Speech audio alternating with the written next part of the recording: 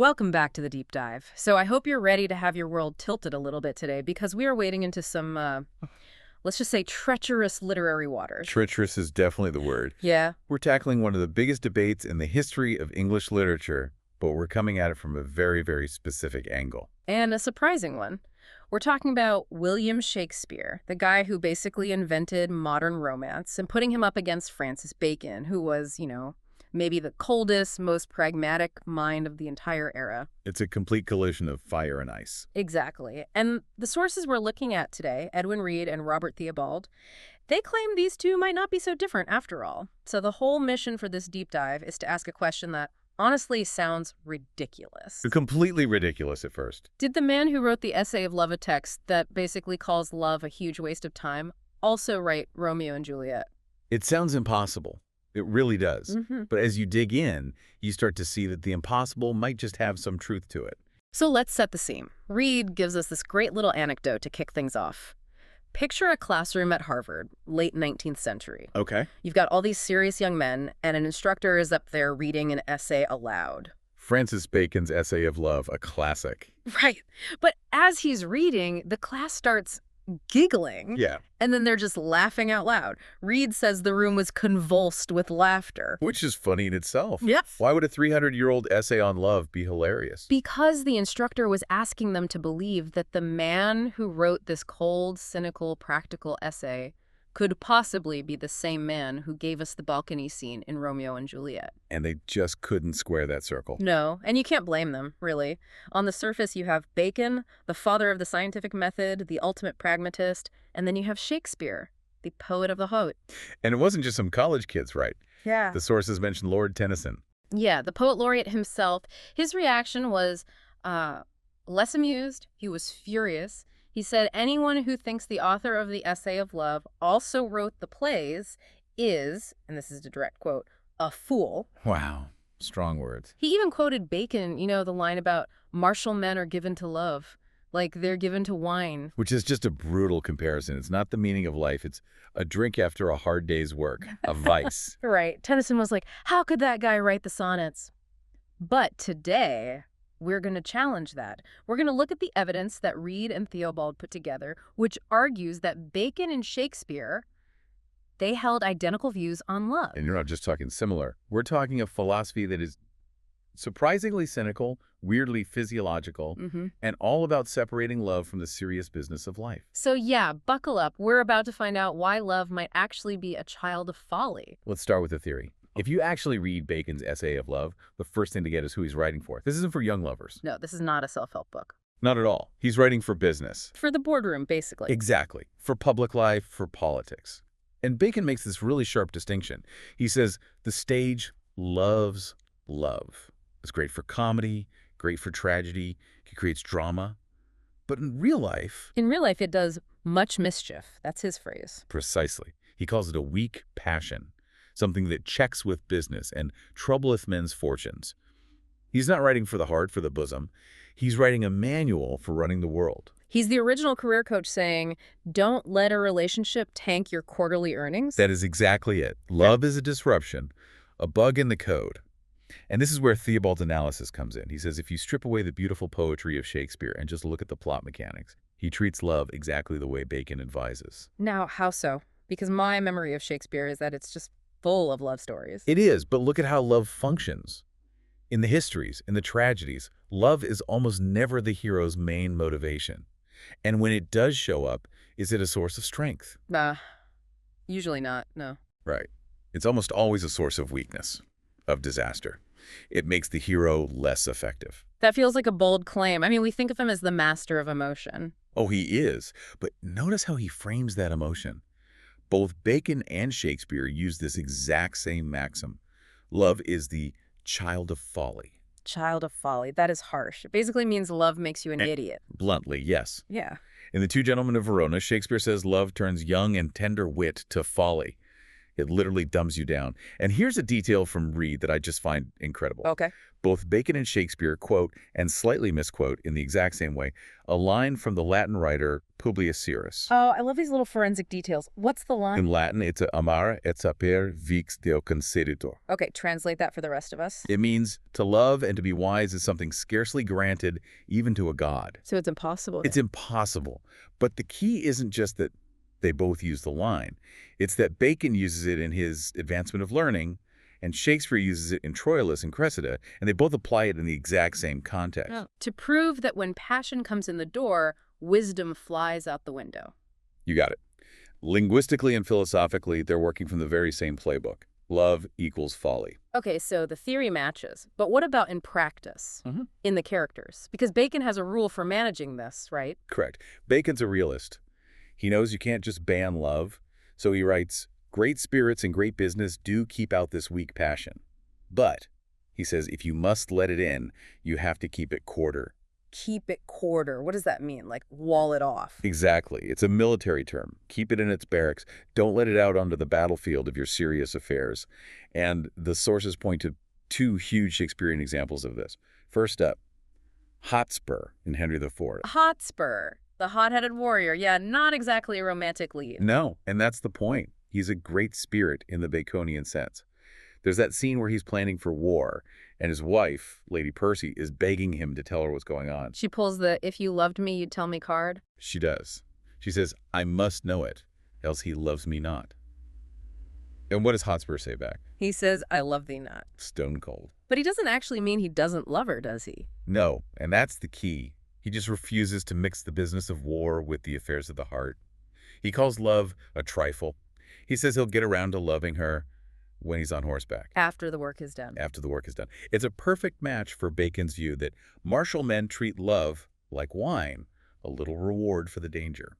Hotspur is the poster child for keeping it quarter. So Hotspur is the success story. He compartmentalizes. But what happens when you fail to do that? Then you get Othello. Right. And Othello is fascinating because he starts out as the ideal Baconian general. He really does. He's a great spirit. He's just gotten married to Desdemona, and the Senate is worried. You know, is this guy going to be too distracted by his new wife to fight a war? And he has to give that big speech. And in that speech, he makes a very specific promise. He says his marriage will not scant the state's serious and great business. He says if Cupid's light-winged toys love ever dull his professional judgment, His speculative and offist instruments. then he deserves total disgrace. He even says, let housewives make a skillet of my helm. Let them use my helmet as a furring pan. It's an amazing image. It is. It's the ultimate statement of separating work and love. But the whole tragedy of the play Is that he fails. Iago gets in his head, and he lets his personal passion, his jealousy, completely corrupt his professional judgment. And then, as he says, chaos has come again. The whole tragedy just confirms Bacon's warning. Let love check with business, and it will destroy you. It becomes a siren or a fury. Now, you said Bacon's rule was that great spirits keep love out. But didn't he mention an exception? He did. And this is one of the most compelling connections that Reed finds. In the essay, Bacon says all great men of history have kept out this weak passion except for one. Who was it? Mark Antony. Mark Antony, the Roman general. Bacon specifically says Antony, the half-partner of the Empire of Rome, was transported to the mad degree of love. So, out of all of history, Bacon singles out Mark Antony as the one great man who was ruined by it. The one exception. So then you turn to Shakespeare, to Antony and Cleopatra. And how does that play open? It doesn't open with a love scene. No. It opens with Antony's own soldiers complaining about him. They're furious that their general, the triple pillar of the world, has been transformed into a strumpet's fool. Wow. It's the exact same characterization. It's not just that they have a similar idea, it's that they both scan all of history and pick the exact same person as the ultimate example of a great man destroyed by the mad degree of love. That's more than a coincidence. That's a wildly specific data point to share. It suggests they're not just sharing a philosophy, they're sharing a whole worldview, a whole set of historical examples. Let's shift gears a bit to the science of it all. Because they didn't just see love as a philosophy, they saw it as a physical process. Yes, and this sounds very strange to us now. We think of brain chemistry, hormones. They thought it was all about the eye. The eye. Yeah. In his natural history, Bacon claims that love is engendered in the eyes. He had this idea of spirits or emissions that shot out from sudden glances. Like it's an infection you can catch. Pretty much. Yeah. You catch feelings like you catch a cold, and it gets in through your eyes. And once you see that, you realize Shakespeare's plays are filled with this idea of optical infection. Give me an example. Well, in The Merchant of Venice, a song literally asks, "Where is love bred?" The answer, "It is engendered in the eyes, with gazing fed." That's almost word for word from Bacon. And in Twelfth Night, Olivia talks about feeling love creep in at mine eyes. It's not a metaphor for them. It was a physical mechanism. And there's another strange connection Reed found, a linguistic one, with the word Ethiop. Ah, yes. And, we have to contextualize this. It involves language from the 16th century, that is. Oh, absolutely. It's problematic and offensive by today's standards. Exactly. But for the sake of sort of literary forensics, it's a really important clue. So it's about how they use the word symbolically. Exactly. In Bacon's New Atlantis, the spirit of fornication of lust appears as a little foul, ugly Ethiop. So he's using the word as a symbol for something dark, ugly, and lustful. And in Shakespeare. In Two Gentlemen of Verona, as you like it, A Midsummer Night's Dream, the word Ethiop is consistently used as a term of scorn for a woman, almost always associated with false love or a blackness of character. So they share the same weird eye science and the same very specific, unusual metaphor for lust. Correct.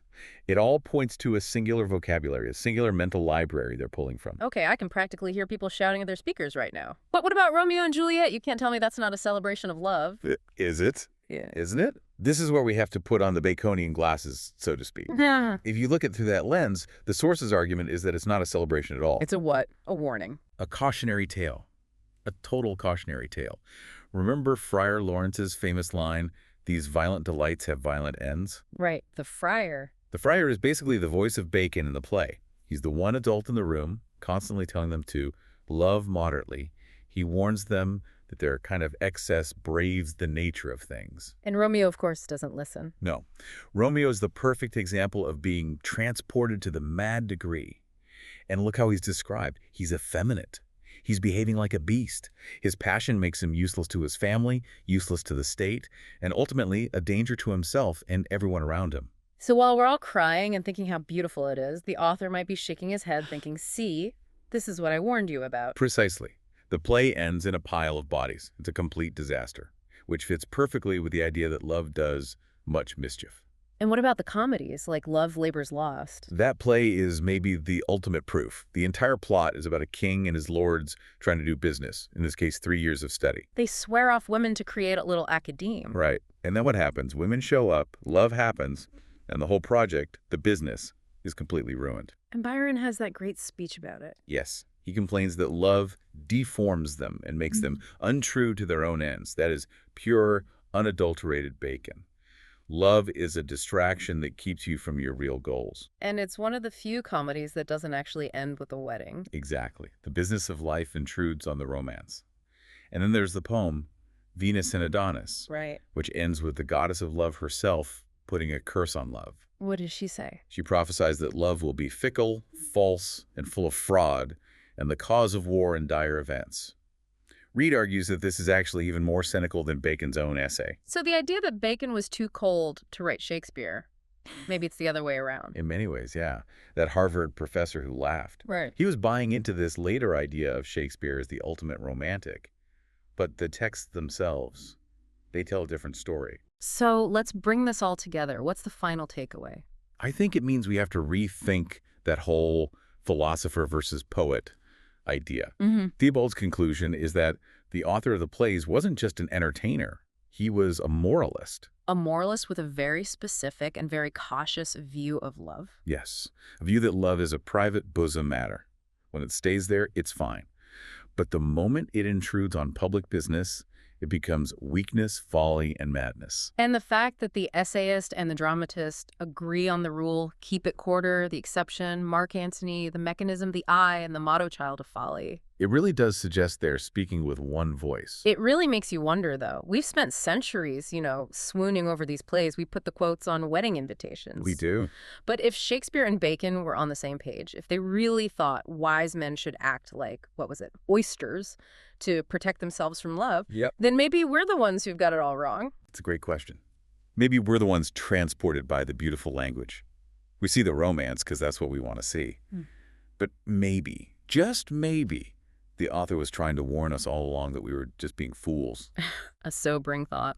Well, thanks for diving deep with us. My pleasure. We'll see you next time on The Deep Dive.